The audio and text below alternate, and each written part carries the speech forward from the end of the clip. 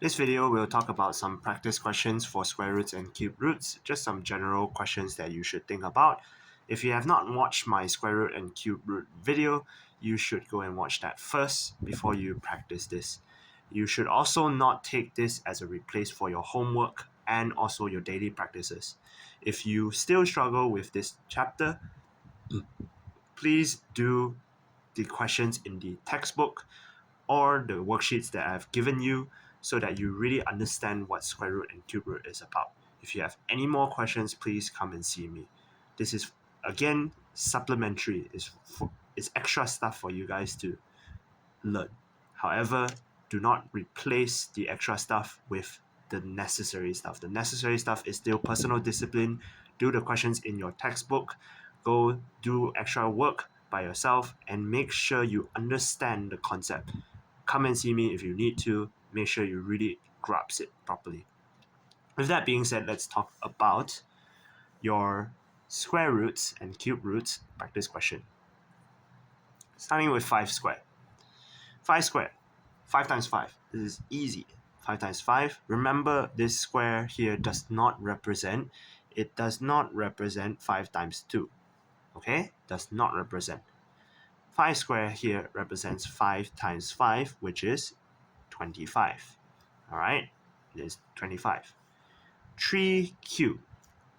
3 cube here, 3 times 3 times 3 is 27. 2 squared.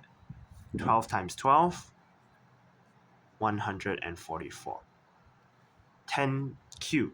10 times 10 times 10, 1000. Okay, so this one is simple. You just remember this number multiplied by itself, either 2 times or 3 times. Here, the square root of 16 is, you are asking the reverse now, you're looking for the roots. So what times what equals to 16?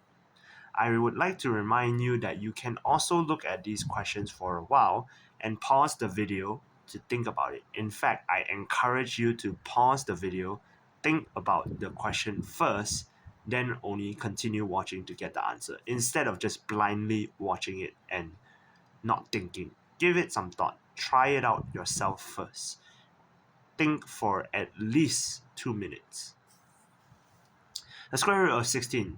What multiplies what equals to 16? It is 4. 4 multiplied by 4 is 16. Now, I've seen some common mistakes for square root of 16. A lot of people would think, oh, square root of 16 is 4 times 4, so the answer is 4 squared. Now, remember what 4 squared is. 4 squared equals to 4 times 4 equals to 16. Square root of 16 and 16 are very different.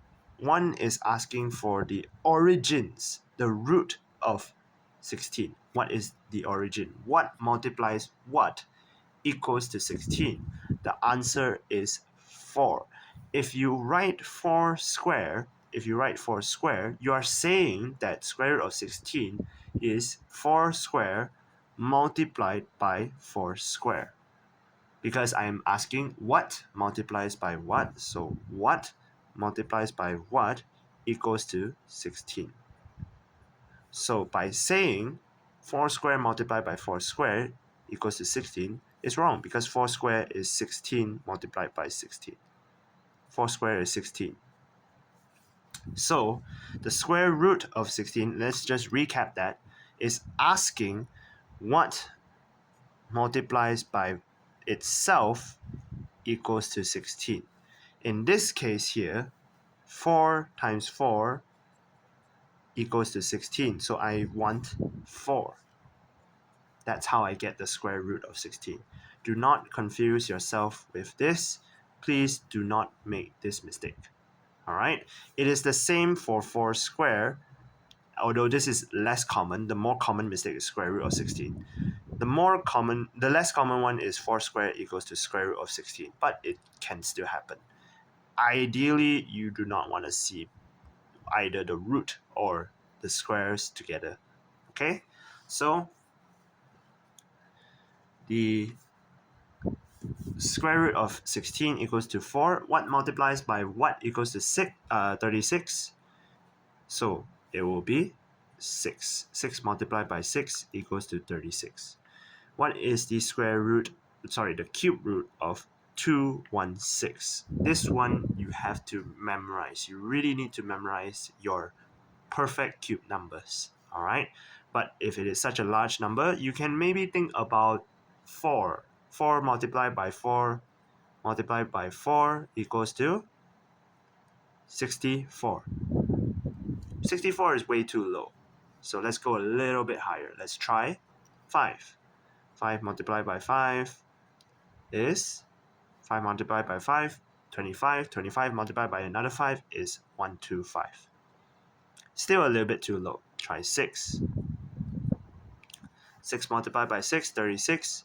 36 multiplied by another 6, you will get, if I write here, 36 multiplied by 6, 6 times 6, 36, 3 times 6, 18. 18 added with this 3 here, you will get 21.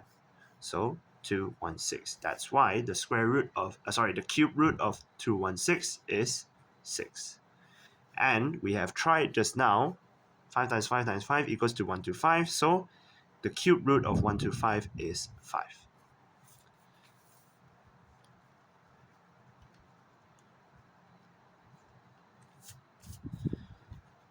So now that we have done that, let's move on. Fill in the brackets. In this case here, I am asking the square root of equals to 7. What is the square root of blank equals to 7? So I square root something, I will get 7. To do this, give it a thought. How do you do this? If you remember, let's say I have plus 3 blank equals to 8. Most of you would think that I will take 8 minus 3 and I'll get 5, which is the inverse operation. It is the same for square roots and cube roots. Remember what's the inverse for square root? It is, so right now, I have blank.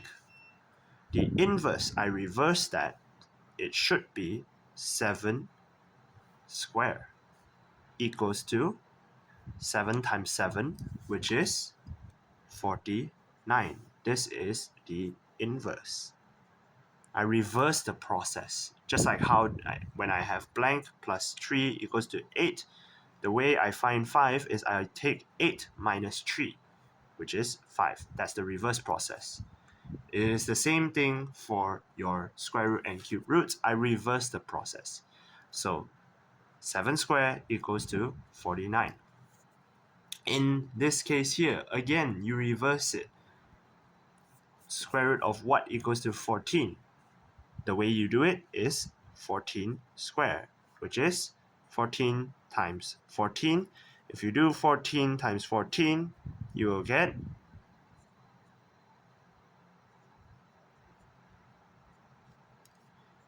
196. 196. 196. So sometimes it really is okay to write rough working to kind of calculate it out in your head. And it doesn't really take that long for you to do rough working. And then you have what times what equals to 6. Some of you already memorized because you can remember from the previous question. So 216. And then what multiplies by what equals to 11 or 11 cubed. So 11 cubed, 11 times 11 times 11. You already know that 11 times 11 times 11 is 121 times another 11. 121 times 11, you will get 121, 121, 1331. 1 multiplied by 121, 121, 1 multiplied by 121 is 121 again, 1331. Now, the last one, question 4.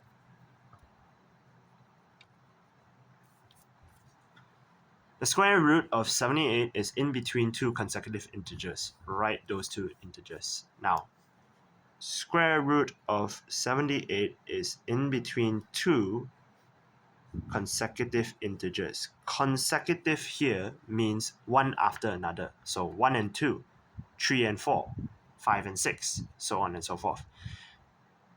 You cannot have 5 and 9 example, or 5 and 7. It has to be consecutive, one after another. So 1, 2, or 2, 3, or 4 and 5. Okay, so consecutive integers. Square root of 78 is in between those two integers. So how do you find it? Integer, remember integer means whole numbers, so no decimals. The square root of 78, you surely will have a decimal. However, for this case, you want to find the closest integer. So if you remember your square numbers, you have 3 square equals to 9, 4 square equals to 16, and so forth. You want to find the nearest one to 78. Pause the video, think about it for a while, and then come back. So if you have thought about it for a while, you should get until around 8 squared equals to 64, and 9 squared equals to 81. So 9 squared equals to 81, and 8 squared equals to 64. That's why the square root of 64 and the square root of 81. Please do not confuse yourself, all right? Some of the common mistakes here, people would think that, oh, this is actually 8 squared. I am just showing you that 8 squared is 64, the perfect square number. So some might give answers that look like this: 9 squared, 8 squared. Again, 8 squared and 9 squared, if you multiply it, you will get 64 and 81. Is 64 next to 81? Remember, it is consecutive. 64, the consecutive number should be 65. So it's not 8 squared, it's not 9 squared. It is the square root of 64 and the square root of 81, because we're dealing with square roots. The square numbers that are inside there are the numbers that we want. So we will get 8 and 9. So square root of 78 is in between these two because it's in between 64 and 81, the next two closest square numbers. That's how we get 8 and 9. So the answer, 8 and 9. All right. So that is all for this practice. This video is mainly for those who were absent to kind of be wary of those common mistakes. This video is also actually for those who have already taken your quiz. And I've noticed very, very big mistakes that are very, very common. So please take note of all these common mistakes and make sure that when you take your exam or your test soon, you do not make the same mistakes and learn from what you've done wrong. Alright, that's all for the video.